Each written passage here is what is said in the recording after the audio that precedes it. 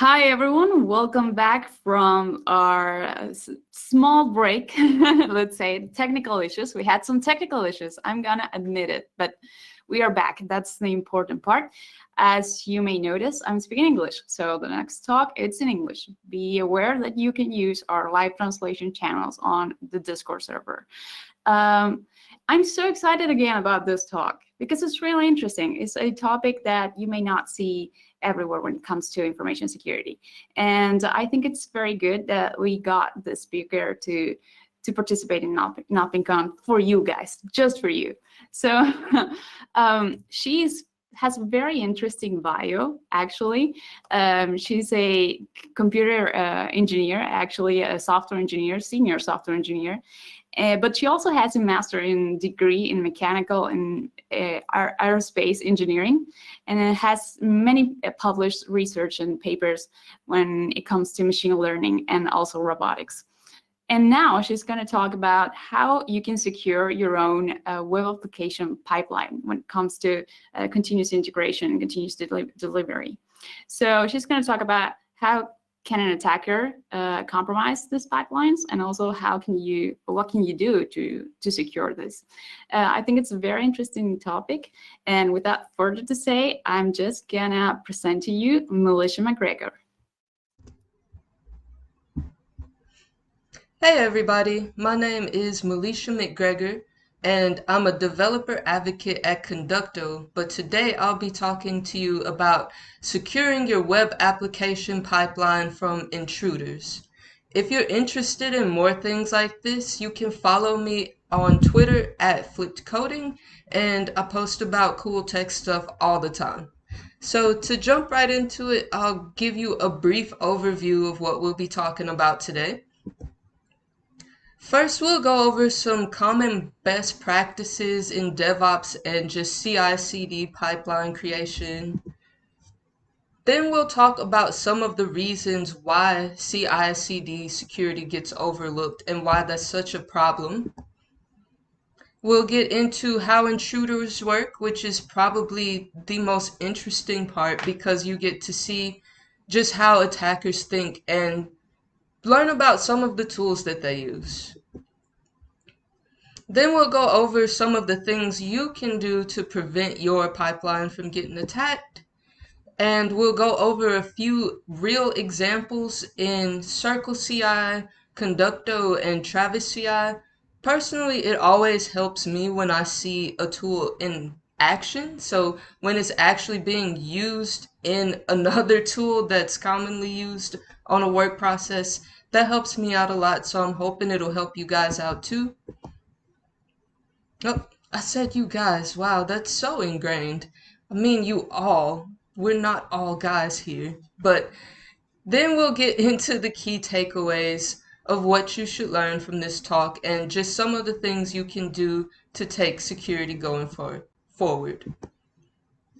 So some of the best practices for just general CI/CD pipelines include keeping your build size small because you don't want your build to run for a really long time when you're trying to deploy different feature changes and bug fixes to production, possibly multiple times a day. You want to make sure that these builds run really fast. And you also want to make sure that the pipeline is the only way to deploy changes to prod. So part of the DevOps philosophy is having this automated process that any developer or user can come through and deploy a code change to production for customers to see. You don't want any hidden processes or secret scripts that only one person knows how to use. So just make it a good practice to only deploy changes through the pipeline. And something else you really want to make sure you do, just for testing purposes, is keep all of your environments in parity with production. So if that means you have to update databases overnight, or you need to include different services in your app as it goes through different environments. Just try to keep it as close to production as possible, because this is how you'll get the most value out of all of the testing and security checks that you do in your CI/CD pipeline. And something else, this is one that a lot of devs are guilty of, myself included, is that we don't always run tests locally first. I'm sure a lot of you have typed that dash dash no verify on a Git push, but try to make sure you run your tests locally first. Not only does that save you a lot of time, going through the build process and spinning up a new node or a new server, it just helps you find those bugs a lot earlier so that nobody else has to know about them and you can fix them and look like the hero. And then documentation. So this is something that a lot of developers don't really enjoy, but it's so crucial to keeping a pipeline that's maintainable, because it's not very often you'll go into your pipeline config and make updates. So you might want to make sure that even if it's just comments in the pipeline config itself, you want to make sure that the process is well documented so that other developers or other DevOps engineers can come in and figure out where to make changes and why certain variables are set a certain way. Just make some good documentation. It doesn't have to be really long, it just has to be there. But now we'll switch gears a little bit and talk about why CI/CD security is overlooked so often. So one of the big reasons is that there's just time restrictions. Remember, we kind of talked about how a good CI/CD pipeline should have a small build and be really fast. Well, when you're trying to get all of those things done in a sprint or as a hot fix, it's really hard to justify including extra steps. So that's why security gets left out a lot, is because it's just seen as this big time constraint. If we go through security testing, it means that the app gets delayed for deployment by, who knows, maybe hours. If they find bugs, it could get deployed by days or even weeks, depending on how long it takes to address those security concerns. So a big reason security gets overlooked in CI/CD just has to do with time restrictions. And then something else that's kind of an interesting problem is that it can be really hard to find answers. So when your pipeline breaks or there's some kind of bug gets detected, it can stop at any point in that process. And if you've tried to trace through Circle CI, like their visualization of all of your nodes, it can get a little bit confusing if you're working with something really complex like deploying a lot of microservices. So you run into these cases where you're trying to debug the pipeline, and when you finally get it working, most people have done hours of just Googling. So when you feel like building the pipeline itself is just that difficult, adding more tools to it makes it even harder to find answers when things break or when things don't run or deploy like you expect. Something else is that most of the CI/CD configs are written in YAML, and that's fine. It's a really structured language, but it's not something that developers or even DevOps engineers just use all the time. So it might be a little bit harder to remember what the syntax is or to even remember which questions to Google. You really get this situation where people know what they want to do, but finding the right syntax in the language just makes it a little bit trickier. And that extra layer of trickiness is just one of the reasons security can get overlooked. Another thing is that how often do you actually update a CI/CD pipeline? most of the time that doesn't get touched until there's some kind of new service added or there's a huge feature update and you need to update where certain artifacts are getting deployed. Those type of changes don't happen super often. So when you're just not looking at the pipeline all the time, you tend to forget about it. And when you forget about it, all of those updates and all of those fancy little widgets you were going to add, well, you forget about those too. And usually security is lumped into those nice little widgets. And that's also how security falls along the wayside.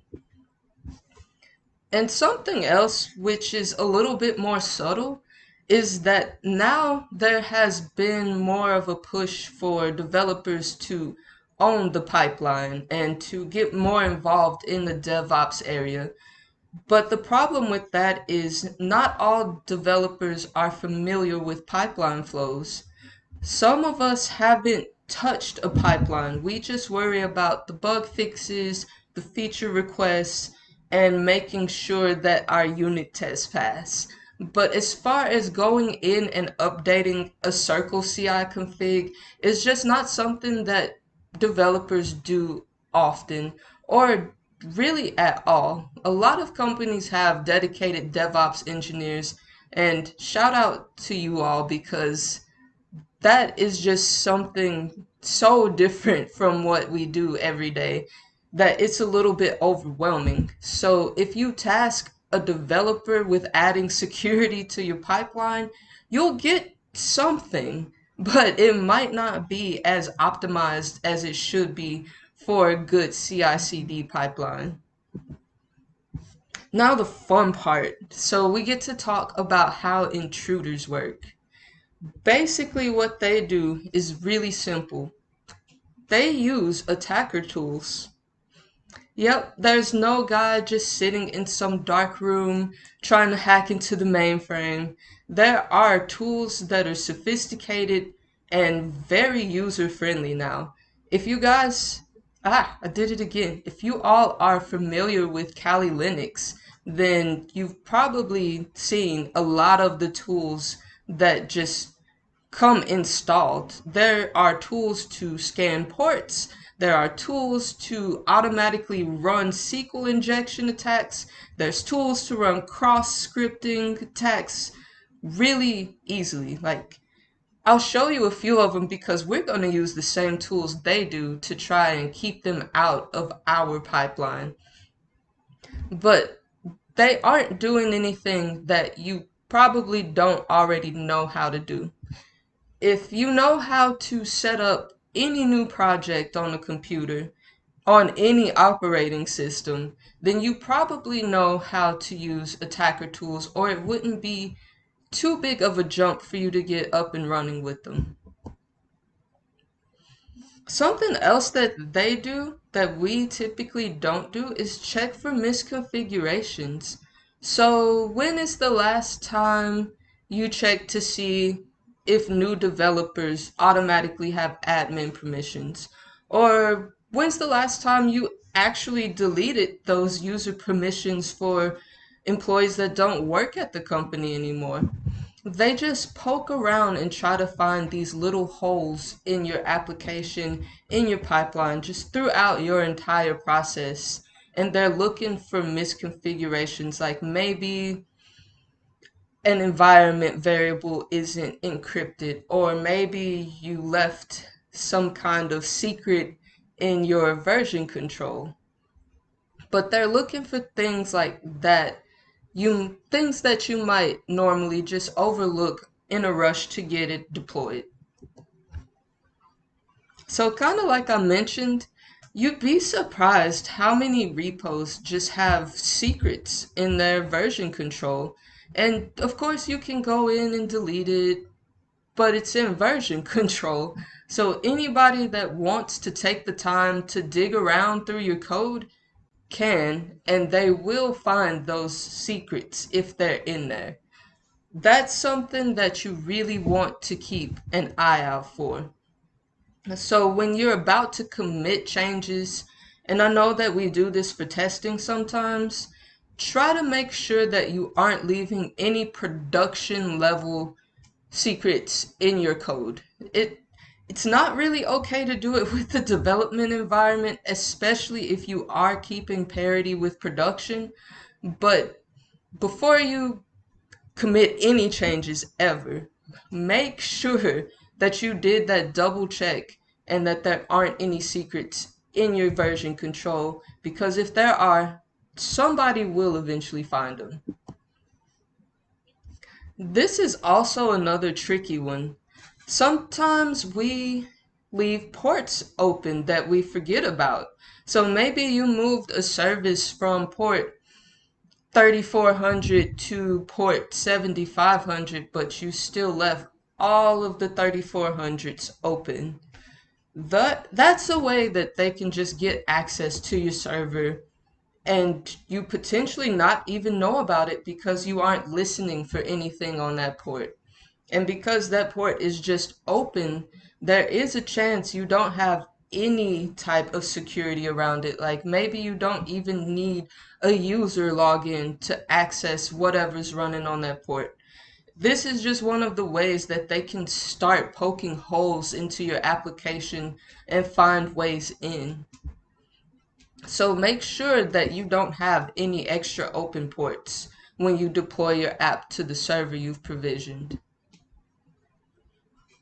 And this is a big favorite for developers. You know those GitHub messages where they're like, hey, this package you're using has these vulnerabilities. Or when you do an npm or a yarn install, you'll see those, hey, you need to fix some of these because they have really bad security problems, but they're patched. So something that hackers and other attackers count on is that you don't keep all of those packages up to date. They know what the weaknesses are, so they'll just check all of your code to see if that package is included.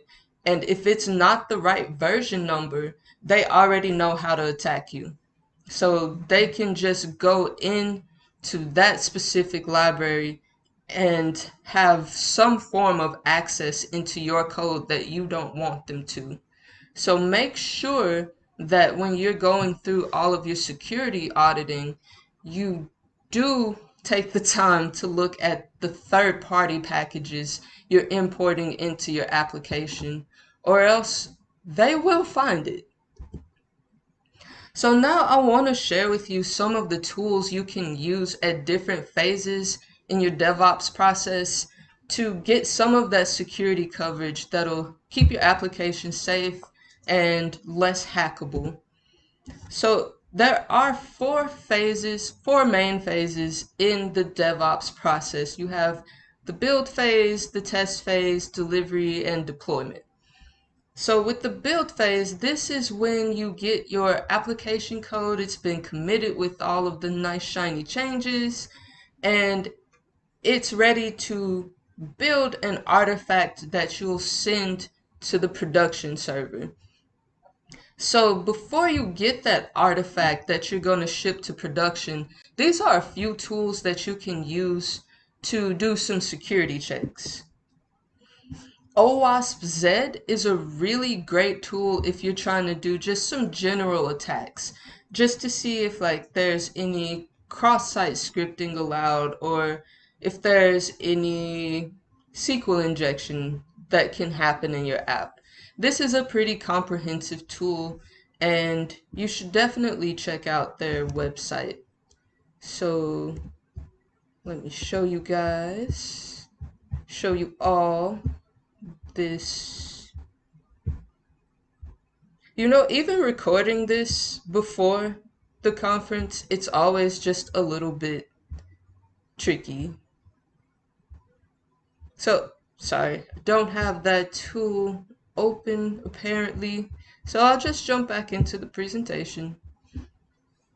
Hopefully you guys didn't see too much, but you can Google any of these and just go to the homepage and check them out. SQL Map is perfect if you're specifically worried about SQL injection attacks. So it'll go through your app and find any places it thinks it could possibly do a SQL injection attack on, and it'll just try it. And if it finds anything, it'll give you a little report of what happened.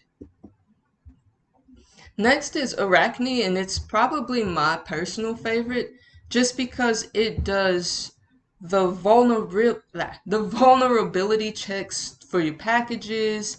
It does some automatic cross-site scripting checks on, I think, all of your input fields.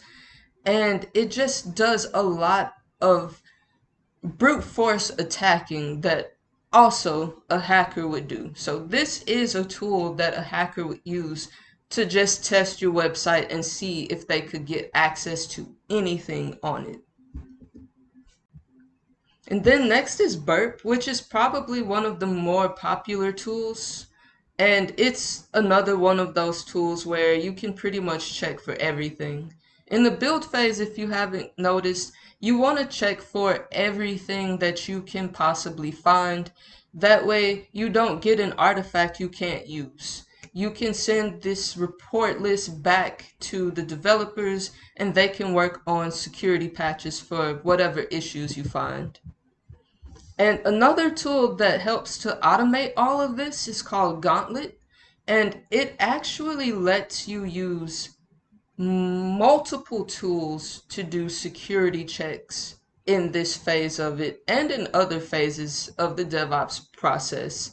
But with Gauntlet, you can use any of the tools you see and automate them in your pipeline. So now that you know about some of the stuff you can use in the build phase, let's go ahead and add one more, because this is the one I'm going to show you in the demo. So Sneak is another one that I really like, especially for JavaScript projects, because it does pretty much the same thing as Arachne, but with a JavaScript focus. So we'll see what that looks like in a real pipeline configuration a little bit later. But now let's talk about some of the testing phase tools. So the OWASP dependency check is a really good one because it's going to go through and just recheck everything. So this is particularly looking for things like packages that have been identified in the OWASP 10 and stuff like that. Retire.js is another one that's just gonna go through and look at packages that are known to be either vulnerable or they've been deprecated, things like that. And it's specific for just JavaScript applications. Then if you want to get into more enterprise level tools, Sonatype Nexus and Veracode are also really good tools for checking in this test phase. So if you have a large application that multiple developer teams are working on with different deploy and release cycles, one of the enterprise level tools might be a better choice just because they give you more fine control over how and when tests are executed, and they let you check for specific security things regardless of what programming language your application is in. Then in the delivery phase, this one is a lot smaller and a lot of people just lump it into the deploy phase. That's why you just see CI/CD, because the D in CD stands for delivery and deploy, but not all organizations follow that process, even though most of them really do. So the delivery phase is when you're taking the artifact you've built after it's gone through all of those unit tests and you deploy it to other environments that aren't production. So this is when you're deploying to staging or to a QA environment. It should deploy to environments that are close to prod, and maybe you have specific things that you test for in each environment. But either way, you can add a few different things to this phase that'll help you get through some security testing faster. So the first tool is actually not a tool. It's a PDF that walks you through some of the steps you can take to make sure your application is ready for an audit. So if you have an app that's in medicine, or you take customer billing information, you might have to comply with HIPAA or PCI, or if you're running ads, you might need to deal with the GDPR compliance. These are some tools that help you figure out the process for doing that as you get closer to production. So Chef has a really, really good tool for this too, and it's called Inspec. And the way that they describe it, it's like security as code or compliance as code. And it basically lets you reassure yourself, your team, and the company that when this application goes to production, you don't have any worries about compliance to whatever regulations your app is governed by.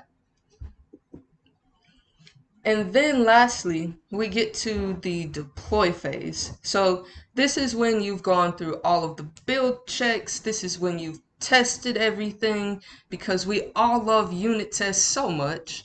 This is when you've done the soft deploy to staging and QA, where you can check for things like you can run your integration test to see how your third-party services are working with your tool. This is where you check for those last minute things. In the deploy phase, you are testing directly against production. So you're trying to make sure that your production application is as secure as it can possibly be. So this is when a lot of companies bring in pen testers and try to have hackathons to see if there are any security holes. But a few services that one of you all could even go sign up for right now would be HackerOne and BugCrowd. These are just communities where companies put bounties out for anybody that can find some kind of security flaw. So if you're interested in trying to hack, I don't know, I've seen some from Microsoft. I saw one really big one from Apple. But if you're not interested in the big name companies, you'll find a lot of other companies that will give you exposure to how hackers really work. Or you can use one of these services to get somebody to try to hack your app and see if you've made all of the security fixes you needed to. And something else you can use is called Signal Sciences, and it's a different service. So what this one does is kind of more of a monitoring thing. It makes sure that you're not getting any weird hacky activity. And then ThreatStack is pretty similar to Signal Sciences. It just makes sure that if there are any threats, which it's actively checking for, it will send notifications to your development team, to your DevOps team, to anybody that needs to know, hey, there's something that needs to be fixed because this is a security hole. But now we'll talk about some of the other things you can do since you've seen the tools. Keep your user permissions up to date, please. There have been a few old clients that I won't name that even though I haven't worked for them for 3 or 4 years, I still have admin permissions to pretty much everything I did when I worked there. I'm not sure if they've deleted it since because I'm a little bit scared to go try and log in. But if you have new people come on the team, make sure you give them the permissions they need as soon as they start. And when you have people leaving the team, make sure you delete those permissions as soon as you know they don't need them anymore. And try to pay attention to the security patches from the services you use because those are third-party services. You don't control their code. You can only do what they let you do. So when they push a security fix in a new version, you want to make sure that you update to that version, even if it causes some breaking changes to your code, because you rather have to deal with a few broken, I don't know, a few broken components or maybe some API responses don't return like you expected. But it's much better to deal with that than to deal with being a headline on the news because all of your customers' data is leaked to who knows who. Again, make sure you don't have unnecessary ports open. There are so many port scanning tools available that are just free, and hackers really do use those to get access to your servers. Don't make it that easy for them because you probably aren't watching an open port that you don't know about. Another thing is that whatever CI/CD tool or pipeline thing you choose to build in, check out their security features. Like, do they have tools that are built in that help you run some of these things automatically so that you don't have to add them? Or do they have different packages or different plans that include security audits? So be mindful of what you're using to build your pipeline in because it might have everything that you need. Then you can also use an IAST security tool to push any type of security issues it finds to a tracking system. So maybe during your testing phase, it finds out that you have this really deeply hidden input field that does allow for cross-site scripting. As soon as it finds that, it's gonna take that issue and push it into Jira, or it'll make a GitHub issue, or it'll send a text message. Whatever it does, use something that actually lets you know there's a problem.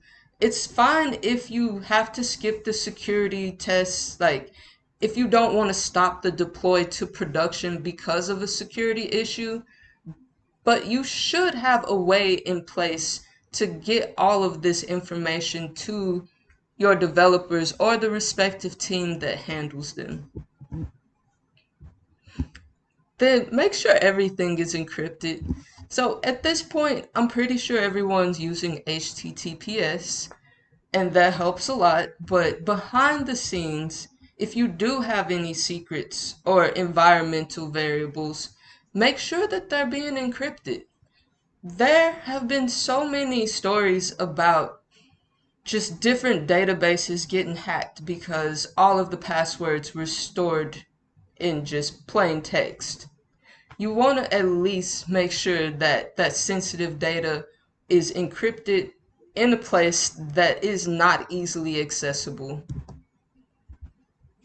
Then, if you want to stay on top of the really big security issues, just follow the OWASP top 10 list. I think the last time I saw it, I want to say cross-site scripting was still one of those top 10 issues. That and SQL injection, which is kind of wild because we've known about those issues for so long, but they're just hard to guard against. So make sure that at the bare minimum, your pipeline tries to address all of those top 10 issues if they apply to your application.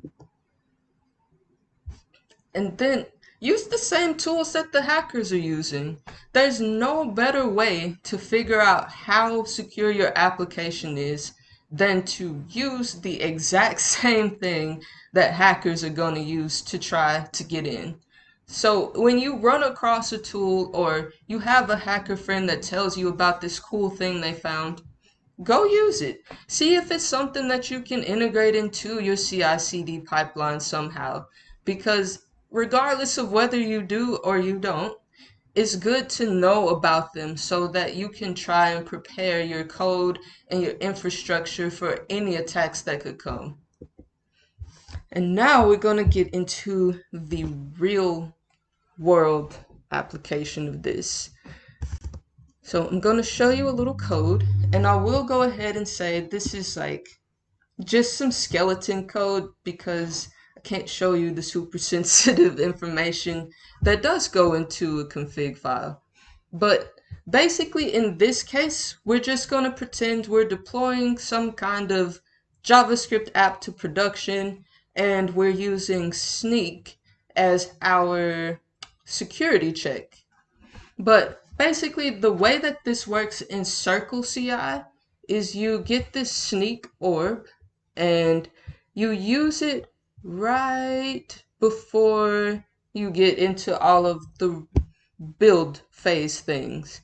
So in this case, we're checking for any high severity vulnerabilities. So this is going through and checking all of our packages to make sure that none of them have this super high severity threshold.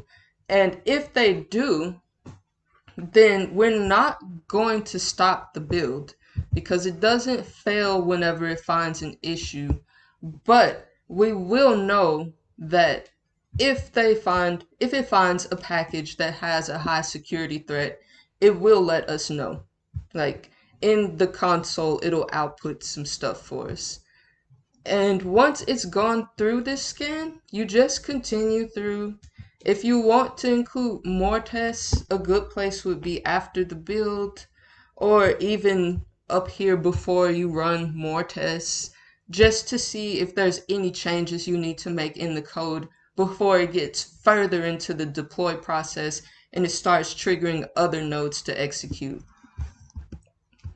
So that was Circle. Now we're going to look at an example in Conducto. This one is a little bit different from the others because it doesn't use YAML. You can actually write your pipeline in Python, which honestly is really awesome because you can run unit tests on your pipeline. Like there's no other tool where you can do that. So on top of making sure that your application is secure, you can make sure that your deploy pipeline is still up to the standards you expect. It still has all of the pieces you need, and you can write your unit tests with Python like you would for any other piece of code. But in here you see where we install, like we set up our container, then we go in here and we make our different nodes where we run our install phase and we go ahead and do our sneak tests, and that's going to return whether there's any vulnerabilities or not. But after that, we go ahead and run our regular unit tests, then we go through the build. Again, you can do more tests here or you can do more tests before, just as long as you test before the artifacts are deployed.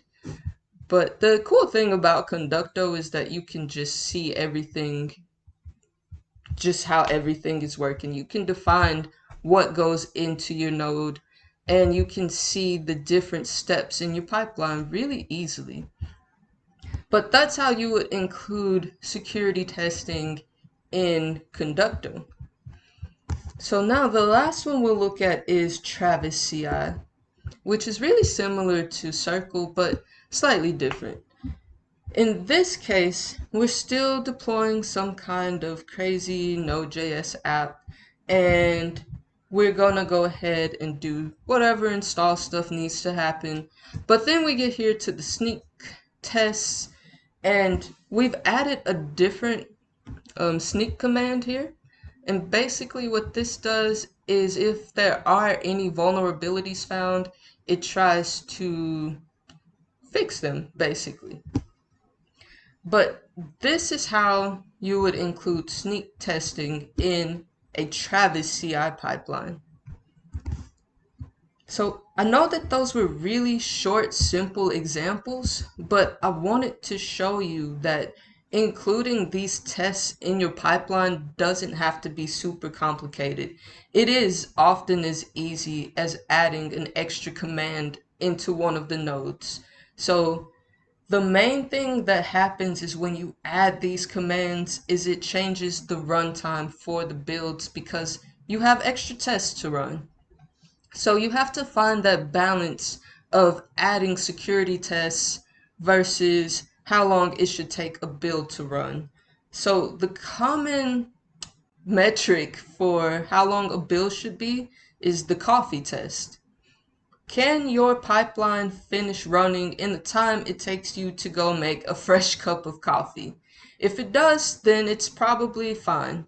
If it takes longer than that, that's where that balance really comes in because you'll have to figure out whether it's worth the extra time to run those tests or not, because that's going to slow down your time to production. So I'm going to go ahead and wrap up with some key takeaways. Keep your secrets safe. It is just like those secrets you're hiding from childhood you would never tell your parents. You don't want those things in version control where people can just come through and do a quick search and find it. Keep those secrets encrypted in maybe an environment file or hopefully inside of the CI/CD tool you're using. So like in Conducto or in Circle CI, just go in there and define your environment variables and they should be good to go as long as nobody hacks into those accounts. And then whenever you do some kind of major update to a project, whether it's adding another feature or you're adding another service, go through your pipelines and just do a quick audit of the configs.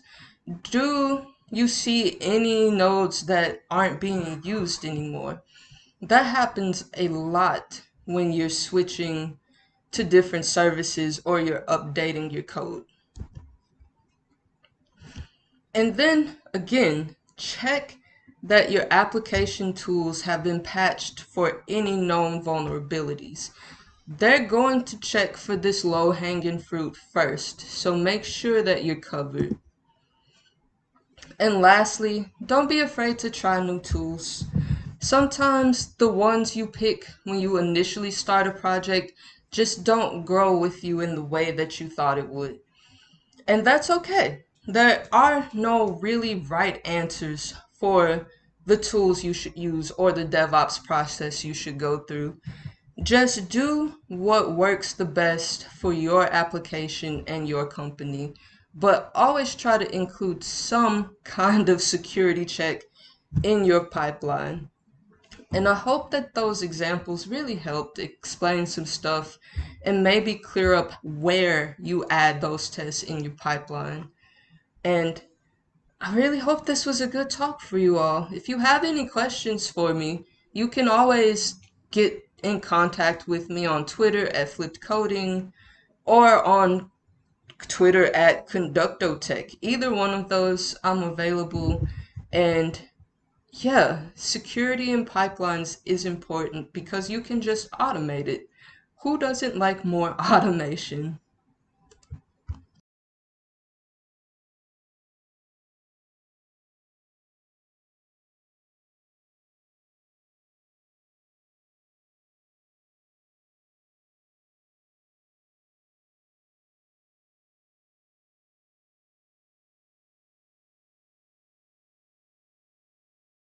Well, I promised you an interesting talk. And in fact, this was such an interesting talk. And now I have for a live Q&A with me, Milecia. Welcome to NotPinCon. Hey, I hope you guys like the talk. Do you have any questions for me? Well, we have over 200 people in the audience. So if you have any questions, feel free to ask them, same as we did before, using this Twitch chat, or you can also do it using the Discord server. I see some people are actually writing on Discord. While we wait for these questions to pop up, I was wondering, and this is kind of a personal questions, but do you really have a master's degree in mechanical and aerospace engineering? I mean, that is so interesting. We didn't talk about this on our previous meetings, but I mean, wow, tell us more about it. It's so interesting. So yeah, I have my master's in mechanical and aerospace engineering, and I did my thesis project on an autonomous golf cart and teaching it how to interpret like pedestrian and passenger intent.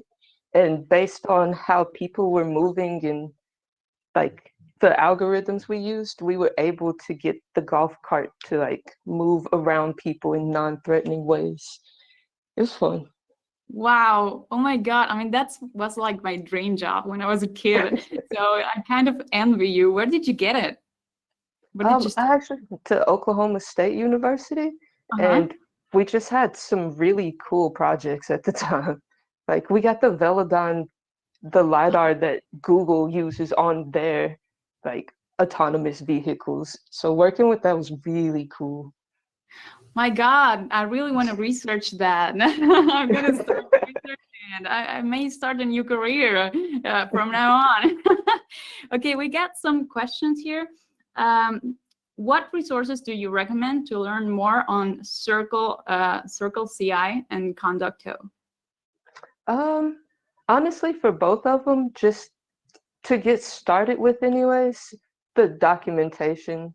They have pretty straightforward examples to make basic pipelines, and then you can just add different nodes and whatever processes you need from there.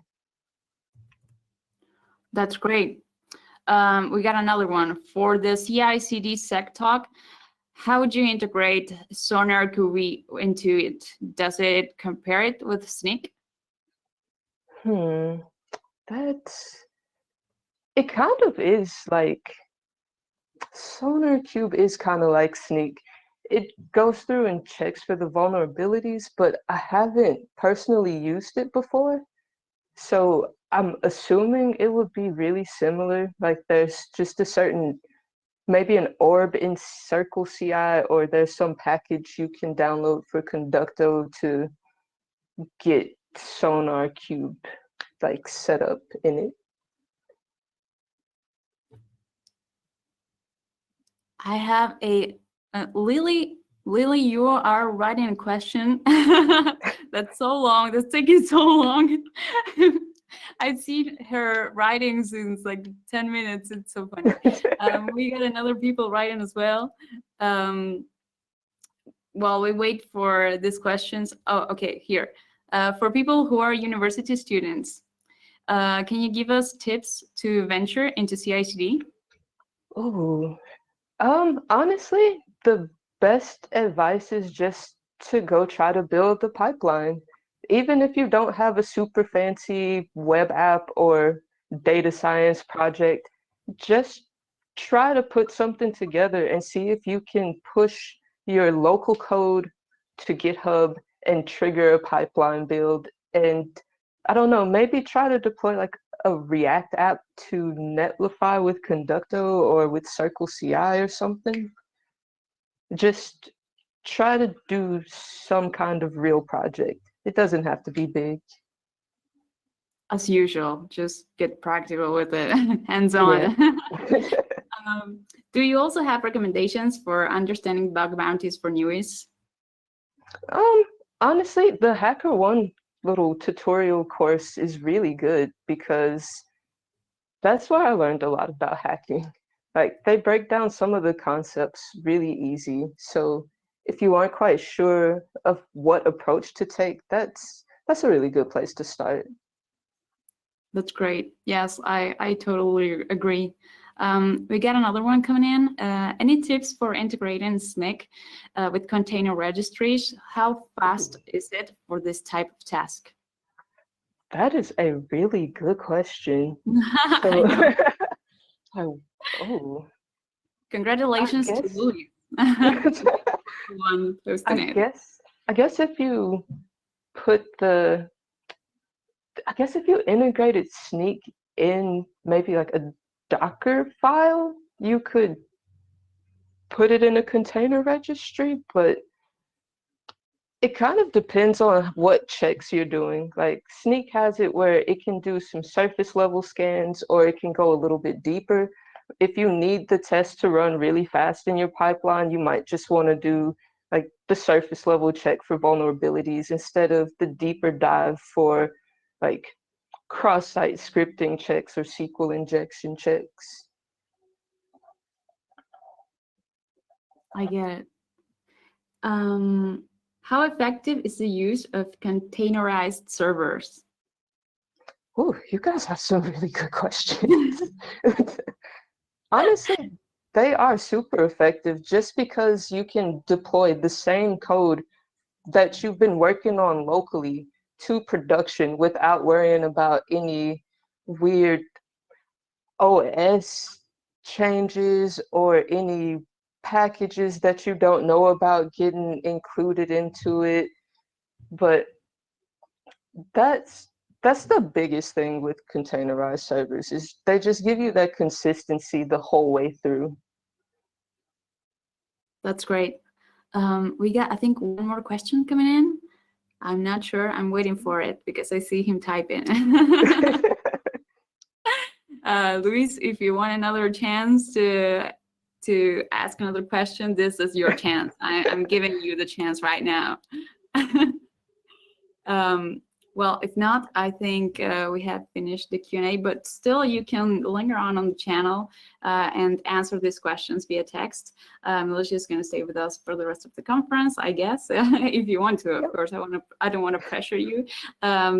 But thank you so much for joining NotThinkCon, and thank you so much for joining to this live Q&A, which is so important to clarify all these questions that we all have when it comes to like such important topics and hot topics like this one. So thank you so much for your research, truly. Thanks for having me. It's an honor. Likewise, so this was go fun. To a short break, and we'll be back with another talk.